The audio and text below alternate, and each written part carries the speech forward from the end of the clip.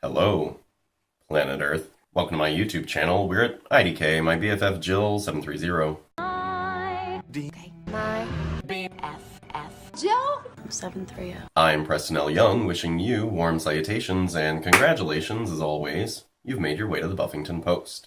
You are invited! So today, in preparation for our Season 11 number 2 issue, which is going to be coming out on Wednesday the 21st of December, it's time for viewer feedback to hear what you guys thought of issue number 1 of Season 11. And so I'd like to invite you all to reach into your super gay Buffy bag and pull out your Fred glasses, your preferred copy of Buffy the Vampire Slayer Season 11 issue number 1, and what your Aunt Tammy got you for Christmas. Oh wait, you don't have an Aunt Tammy? Well, I do, and look what my Aunt Tammy got me for Christmas. It is a What Would Buffy Do car magnet, and yes, she knows me pretty well, doesn't she? Because today it's time for viewer feedback. Here we go. The time has come! Mail time. Hey, you know what that means? Mail time! Here's the mail, it never fails. It makes me want to wag my tail. When it comes, I want to wail.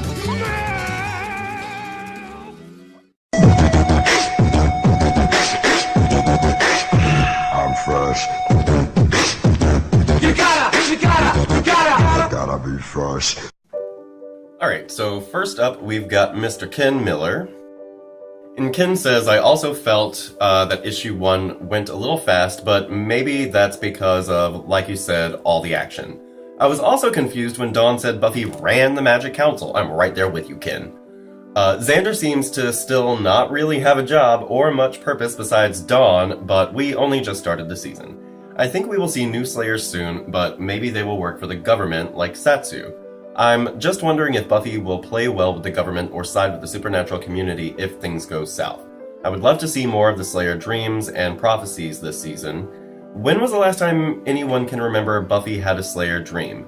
It's also a little weird that the vampire book was not even mentioned. I just hope they don't abandon everything they did in season 10. Also felt that them doing a barbecue on the roof as a family didn't have as much impact on me since that's what Angel's team did in Magic Town at the end of season 10. The dragon was awesome, but I'm just all question marks of how or why it showed up at all.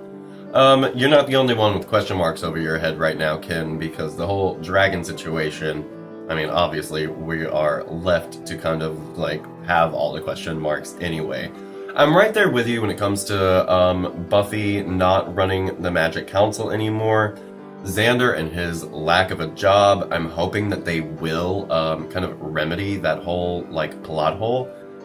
I mean, again, like last season, Xander didn't work a fucking day. So that's a whole issue with me. The new Slayers working with the government, this goes back to what I was saying about Andrew and his disaster relief effort.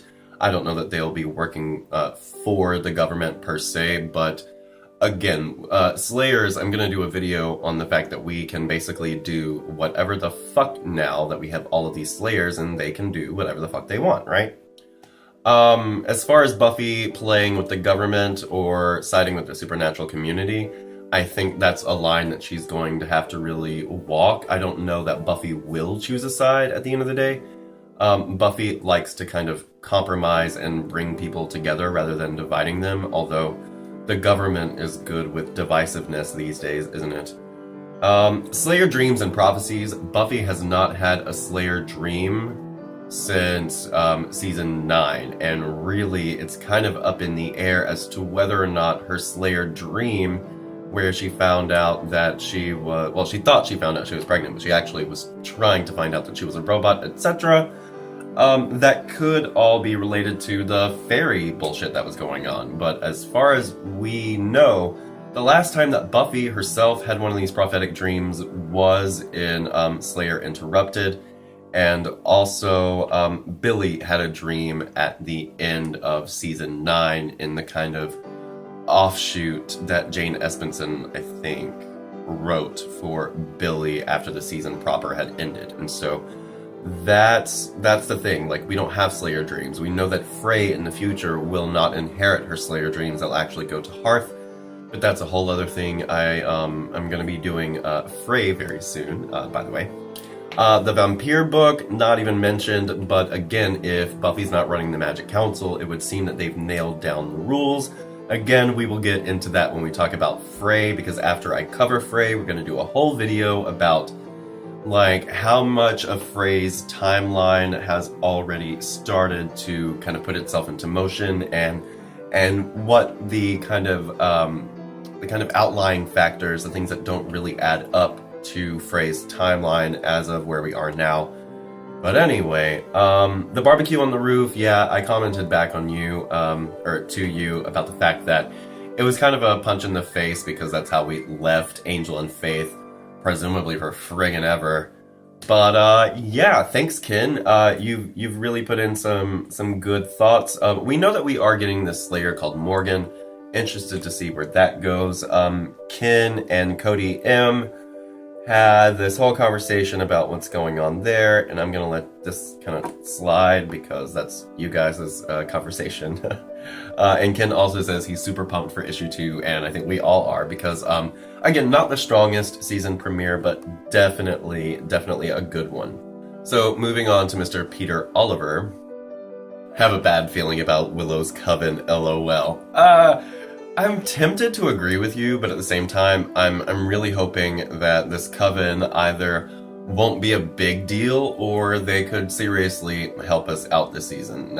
There's always the off chance that one of these people in this coven could turn on us or turn on the Scoobies or just, magic going awry, friends in danger, stuff like that. And so that's a whole thing. Formerly Skull Queen of Gloom, who was updated to Skullexandria Gloomelda, says, does anybody else read Kid Giles' dialogue in old Giles' voice? And yes, it's kind of hard not to. I try to imagine him as a child, but it's really hard, and just seeing him as Kid Giles and putting the juxtaposition of old Giles' voice, it really does make it funnier. Alright, so Cody M says, what I love about Buffy the Vampire Slayer Season 11 number 1 was the simplicity of it. Like Dawn said to Buffy, you're just restless because things have been quiet lately. Now, going forward, everything can be more complicated for the Scoobies and the outlook looks very bleak for the foreseeable future. This issue reminded me a lot of Angel After the Fall in the sense of this huge disaster striking a major city and causing a lot of damage. Obviously, the damage done by the Shenlong is a lot worse than Los Angeles going to hell. Some are speculating that Wolfram and Hart or the government might be behind this attack, but I'm hoping that we get a cool new villain. What intrigues me the most, though, is the belief that if you offend the Shenlong and it felt neglected, that it would get angry and the result would be bad weather, thunderstorms, flood, or drought.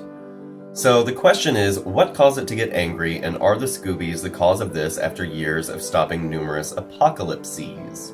Apocalypse? Anyway, I don't think there's supposed to be a plural for apocalypse, so whatever.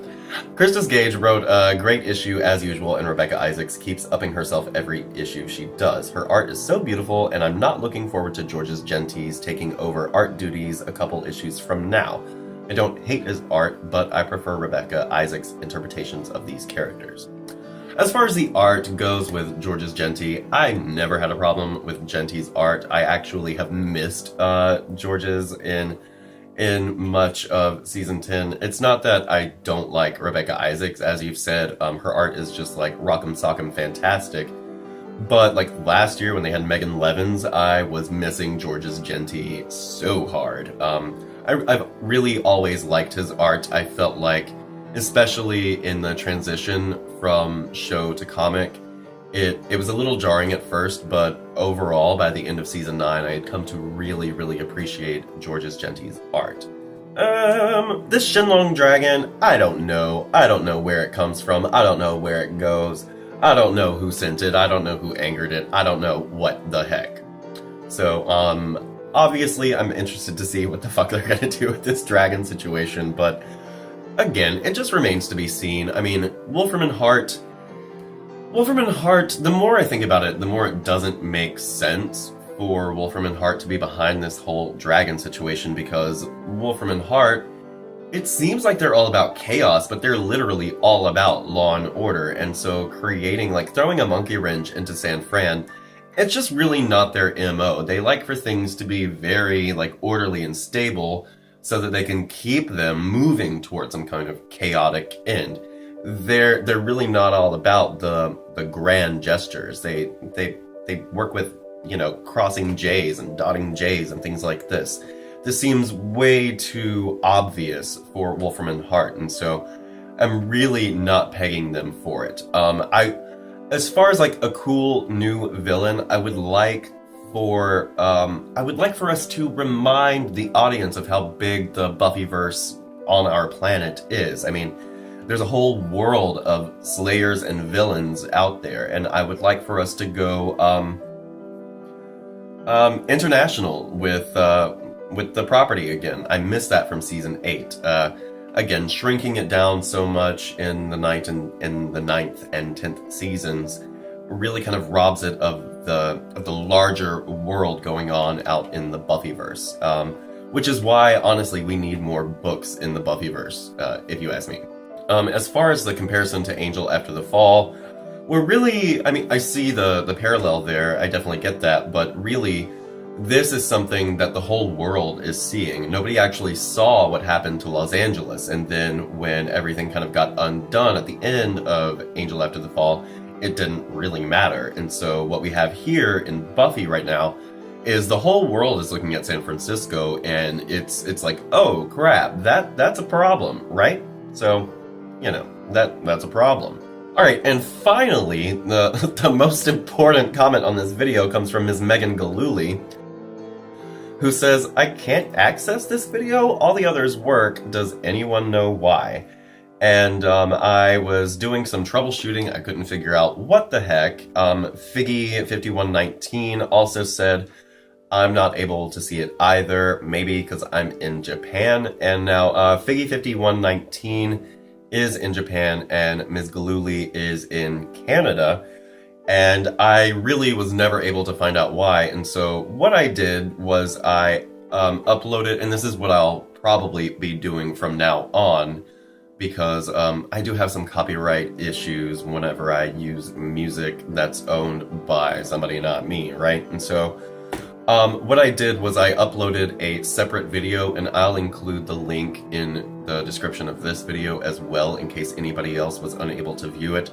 But yeah, I have an unlisted video that doesn't have the end music, and it doesn't have any kind of copyright notices on it whatsoever, and so it's unlisted, which means that you can't find it on my page, but you can find it in the description of Season 11, Number 1 Recap and Review.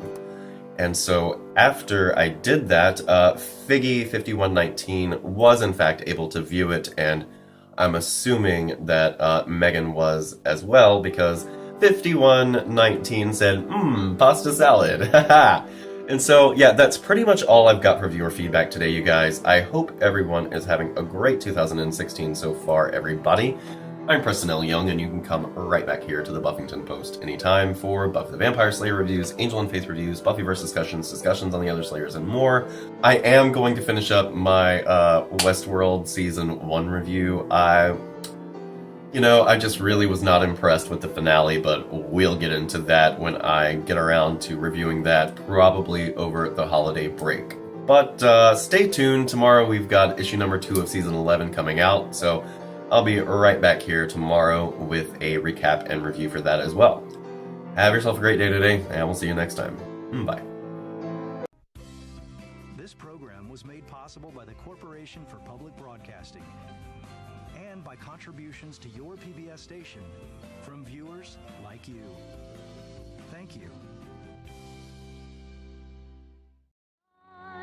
Okay. My BFF Joe 730.